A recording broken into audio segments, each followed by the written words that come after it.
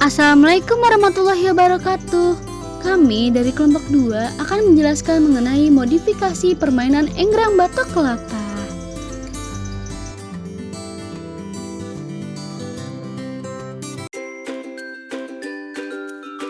Permainan tradisional merupakan salah satu bagian dari suatu tradisi yang menjadi salah satu pengaruh dari kebudayaan dan adat yang dibawa oleh nenek moyang atau leluhur-leluhur. Namun di setiap daerah atau negara memiliki permainan tradisionalnya masing-masing. Walaupun ada beberapa daerah atau negara yang permainan tradisionalnya sama, namun dalam penamaannya dan permainannya atau pola bermainnya tersebut berbeda. Menurut Direktorat Nilai Budaya dalam Utomo 2019 halaman 11, permainan tradisional adalah proses melakukan kegiatan yang menyenangkan hati anak dengan mempergunakan alat sederhana sesuai dengan keadaan dan merupakan hasil penggalian budaya setempat menurut gagasan dan ajaran turun-temurun dari nenek moyang. Permainan tradisional banyak jenisnya, salah satunya adalah permainan egrang. Egrang banyak dijumpai di wilayah Nusantara dengan berbagai macam alat yang digunakan. Beberapa jenis egrang antara lain egrang bambu dan egrang tempurung kelapa atau di Jawa Barat disebut dengan egrang batok. Di daerah Sulawesi Selatan, permainan egrang batok kelapa dikenal dengan nama majeka yang berasal dari kata jeka yang artinya jalan. Pada egrang batok, kaitkan tali sebagai alat pegangan untuk mengangkat batok kelapa saat berjalan. Egrang batok merupakan mainan tradisional yang sudah dimainkan oleh masyarakat zaman dulu. Selain sarana transportasi, egrang juga berfungsi sebagai alas kaki untuk pergi ke masjid. Karena zaman dulu orang dulu menggunakan sandal. Di samping itu, egrang ini juga dimainkan dalam bentuk pertandingan dan pertunjukan dari suatu daerah atau di negara tertentu, di mana permainan tersebut memiliki makna tersendiri yang diturunkan secara turun-temurun oleh nenek moyang dari satu suku atau budaya. Langkah-langkah bermain. Permainan enggrang batok dapat dimainkan sendiri, tetapi lebih seru jika dimainkan seperti lomba. Semakin banyak jumlah pemain, semakin seru permainan ini. Permainan ini dapat dilakukan oleh anak usia 4 tahun sampai dewasa. Bisa dimainkan oleh laki-laki maupun perempuan.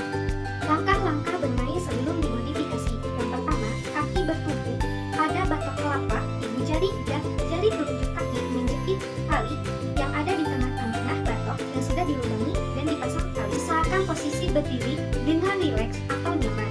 Selanjutnya, pegang tali dengan kedua belah tangan dan tarik tali ke atas hingga tali tegak.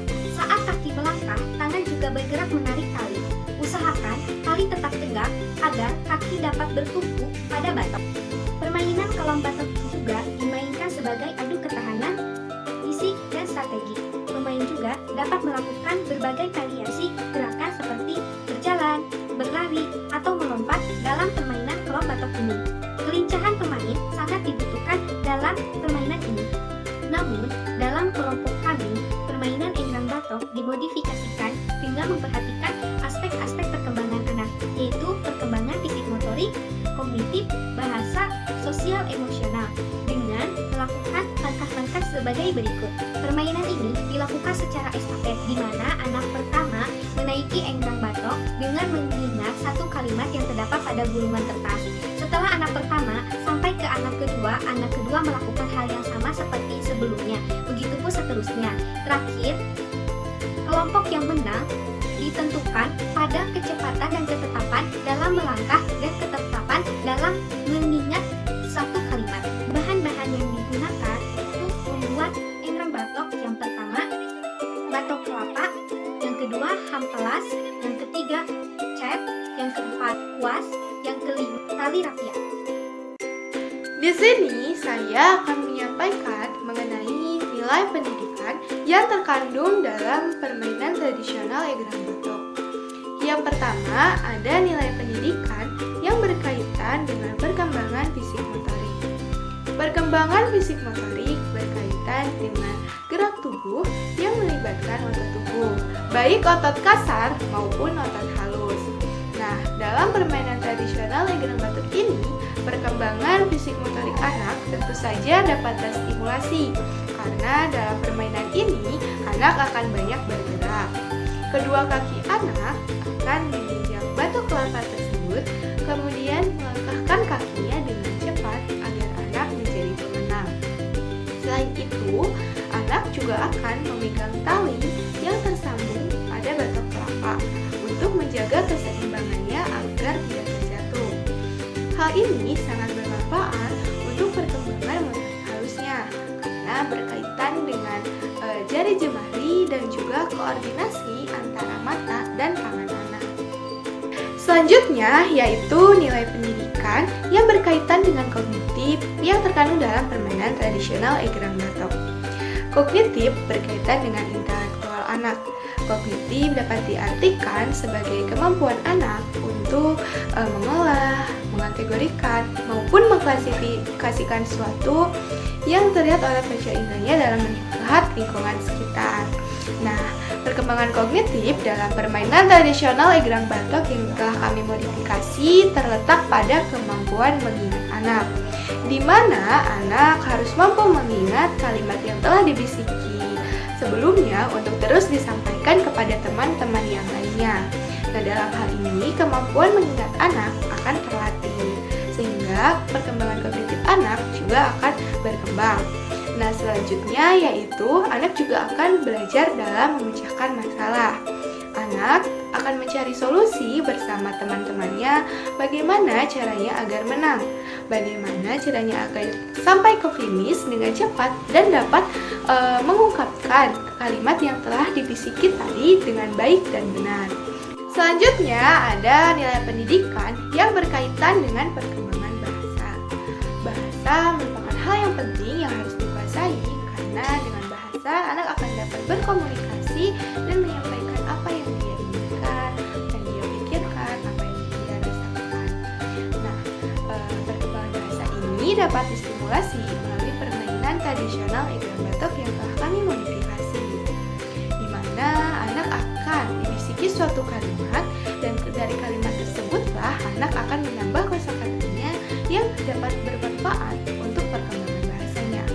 Selain itu, dalam permainan ini anak juga akan bermain secara berkelompok. Dengan begitu, anak akan diberikan kesempatan untuk berinteraksi dengan teman-teman sebayanya yang tentunya hal tersebut akan bermanfaat terhadap perkembangan bahasanya. 4. Nilai pendidikan pada aspek perkembangan sosial. Sosial berkaitan dengan interaksi antara individu yang satu dengan individu lainnya dalam satu masyarakat. Manusia adalah makhluk sosial, artinya manusia akan selalu membutuhkan orang lain, tidak bisa hidup sendiri. Dengan begitu, kehidupan sosial ini harus dikembangkan pada anak usia dini agar anak mampu hidup di masyarakat. Nah, dalam permainan tradisional egrang batok yang telah kami modifikasi, peningkatan aspek perkembangan sosial dapat diwujudkan dengan adanya interaksi antara anak, karena anak akan bermain secara berkelompok. Anak-anak akan bekerja satu sama lain untuk menjadi pemenang, berdiskusi, dan menghargai pendapat orang lain. Oleh karena itu, anak akan belajar bahwa dia tidak hidup sendiri, harus menerima orang lain dalam kehidupannya. Belajar bagaimana harus berinteraksi dengan orang lain, bagaimana harus bersikap agar dapat diterima di masyarakat. Hal tersebut tentu saja dapat meningkatkan kemampuan sosial anak. Pengembangan sosial pada anak dapat dilakukan dengan memberi banyak kesempatan pada anak untuk mengembangkan keterampilan sosial, seperti kerjasama, membantu orang lain, bernegosiasi, dan berbicara dengan orang lain untuk memecahkan persoalan pribadi. Adapun nilai pendidikan yang terkandung dalam modifikasi permainan tradisional egrang batok yang berkaitan dengan aspek perkembangan sosial adalah anak dapat mengembangkan kemampuan sosialnya melalui interaksi dengan teman sebaya secara berkelompok, sehingga anak akan belajar hidup untuk di masyarakat. 5. Nilai pendidikan pada aspek perkembangan emosional.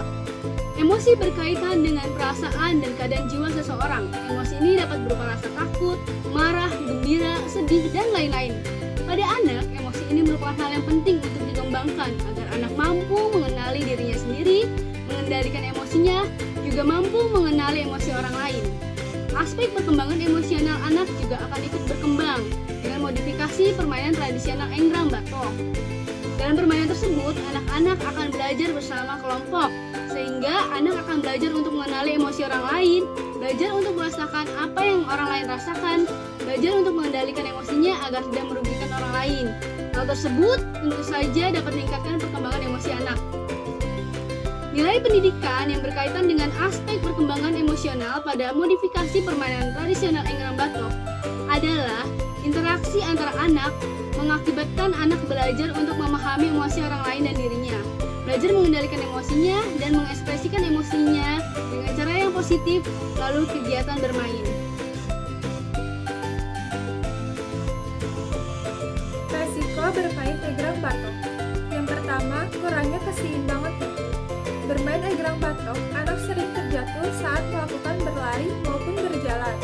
Salah satu penyebab terjadinya gangguan keseimbangan adalah anak tidak distimulasi untuk menjaga keseimbangannya. Yang kedua, cedera otot pergelangan kaki. Pergelangan kaki sering mengalami cedera karena inilah tempat tiga tulang bertemu.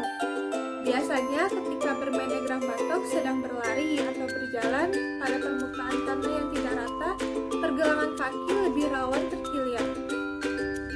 Dan yang ketiga, terjatuh. Anak untuk menyeimbangkan tubuh dengan kakinya, mereka menyalurkan lewat aktivitas seperti bermain dalam melakukan kegiatan berlari. Tak jarang saat melakukan kegiatan tersebut, mereka terjatuh dan tak sengaja melukai diri. Strategi penanggulangan resiko bermain Enggrang Batok.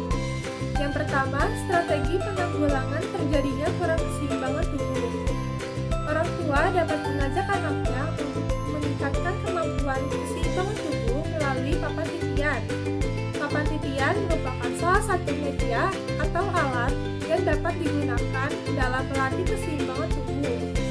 Latihan yang dapat dilakukan dengan menggunakan papan titian yaitu berjalan lurus dan menyamping dengan tingkat ketinggian papan titian yang berbeda-beda. Yang kedua, strategi penanggulangan cedera otot pergelangan kaki. Caranya bisa dengan berjalan di jembatan goyang. Jembatan tersebut menguji keberanian dan tekad anak-anak. Jembatan goyang mendorong manajemen risiko intuitif dengan membiarkan anak-anak merasakan zona nyaman mereka, atau bagaimana rasanya memperluas zona tersebut. Dan yang ketiga, strategi menanggulangi terjatuhnya anak sedang bermain. Anak merupakan individu yang harus dilatih untuk memiliki gerak dasar yang baik dan benar. Melalui pembelajaran yang baik yang dilakukan oleh orang tua atau guru, diharapkan kebiasaan yang salah dari gerak dasar dapat diminimalisir terjadinya jatuh kembali dalam bermain. Sekian, terima kasih dari kelompok kami, semoga bermanfaat.